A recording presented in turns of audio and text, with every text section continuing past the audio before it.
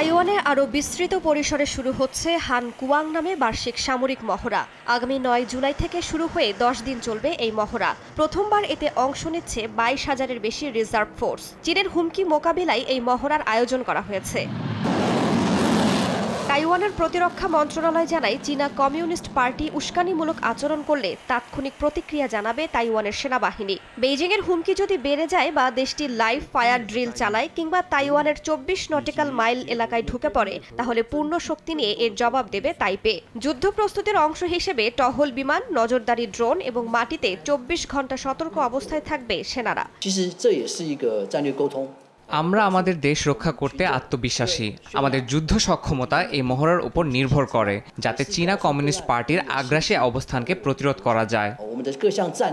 এই মহড়ার পাশাপাশি তাইওয়ানের বিভিন্ন শহরে চলবে বেসামরিক প্রতিরক্ষা অনুশীলনও। থাকবে ক্ষেপণাস্ত্র সতর্কতা, বাসিন্দাদের সরিয়ে নেয়ার মহড়া। এ সময় সাময়িকভাবে বন্ধ থাকবে অফিস ও যান চলাচল।